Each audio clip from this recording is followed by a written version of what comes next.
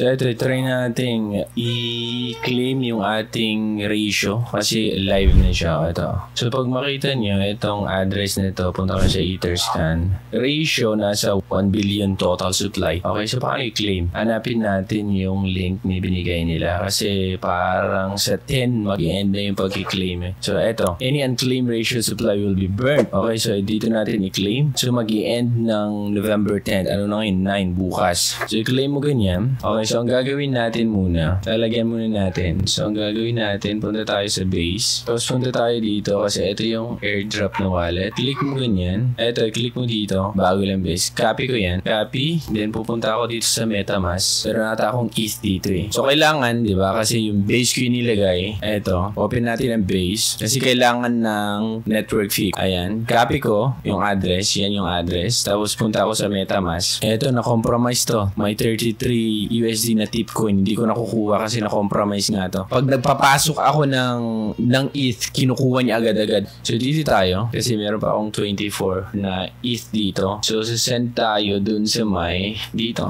Diyan sa address na yan. Ayun yung send natin. 0.0. Ayan. Send din natin ang 19. Okay. Ayan. Diyan sa address na ito. Sa Bayesian. Send. Ang gas fee is $1.22. So confirm natin. Ayan. Pending pa siya. Mamaya okay na yan. Wait lang natin. Ayun, confirm yung transaction, 19 na send natin dito. Visit natin yung base. Wait lang natin. Ayun, meron na tayong 19. Pumasok na siya. So, ulitin natin i-claim. Okay, nakapasok na pag makita nyo. Ayun, 19 nakapasok na si airdrop wallet natin. So, i-claim natin ulit. Ayun, ulitin natin eh. Nag-tweet na nga ako. Tweet ulit natin kasi ayaw niya. Tweet ulit natin. Ayun, tweet ako ng tweet. Ayun, mamaya, balik tayo dito. Ayun. So, since may base na tayo, 9 to 10. Grabe, ang laki ng gas fee. Wait lang. Confirm na lang natin. Ayan. Claiming. Baka talo pa tayo dito. Kaya nga dapat mag-farm talaga tayo sa Epoch 2 mga Lodi. Epoch 1, di ako nag-farm kaya ito lang nakuha ko. Konti lang. Pero mas maganda farm talaga tayo ng farm. Para mas maganda. So bukas nito mag-i-end mga Lodi kaya dapat ma-claim nyo na. Medyo mataas yung fee pero wala tayong magagawa. Tabla-tabla na lang to. Okay? Nag-go through ba yung transaction nito? Pending pa siya. Marami ngayon kasi lahat is gustong mag-claim eh. Medyo ang taas ng fee. Diyan lang ang medyo mahirap sa Ethereum talaga. Ayun, send na. So wait lang natin konti. Ang fee niya talaga is $10. No? So asset, ratio. Ayan. Meron tayong ratio na 18. Ganun lang mag-claim mga Lodi. Ngayon, hindi pa ata pwedeng i-swap. Wala, hindi pa pwedeng ma-swap. So, gino through ko yung transaction kahit mataas kasi kino-compare ko siya sa Tipcoin eh. Tipcoin, meron siyang total supply na 10 billion. Pero pag pumunta ka dito sa ratio, meron siyang total supply 1 billion. So, kahit yung 18, baka mas mataas pa dun sa transaction na ginawa natin. So, kaya nga, mas maganda gagawin natin. Kaya mas maganda farm ka talaga ng farm para madami kang makukuha. Kasi mula ang Epoch 2, so tuloy-tuloy lang mga Lodi. Kaya ko gino through yun kasi nakita ko yung total supply mas mababa naman compare sa Tipcoin. Kaya sa Tipcoin nakakuha tayo. Yung Tipcoin ko na natitira merong 47 worth 32. 47,000 worth $32.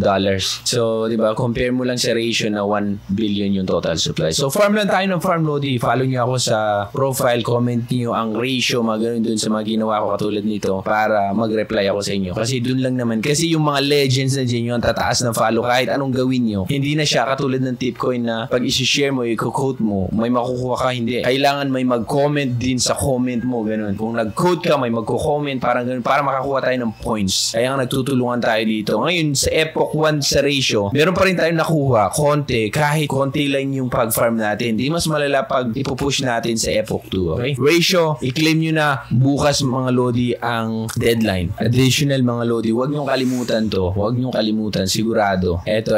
Okay. Ito ay free lang mga Lodi. Once na magla-live to, sigurado yan, free na makukuha natin. Okay? So, ayan. Gawin nyo ito. Katulad nito, may mga quest sila araw-araw. So, gagawin natin. Ita-drop lang natin. Gagawin natin yung kanilang quest para makuha natin yung points. At yung points yun, pwede pa rin. Okay? Pwedeng. So, ang gagawin mo na dito, copy mo lang to.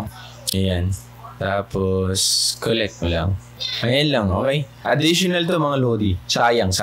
Since dito tayo sa Twitter lagi nagpa-farm ng mga ganitong mga drop or mga ganitong airdrop. Usually sa Ethereum, okay? So, ayan. Follow nyo na lang ako para sa mga update na ganito mga Lodi, okay? Ako si Trogin. Thank you so much for watching. Bye.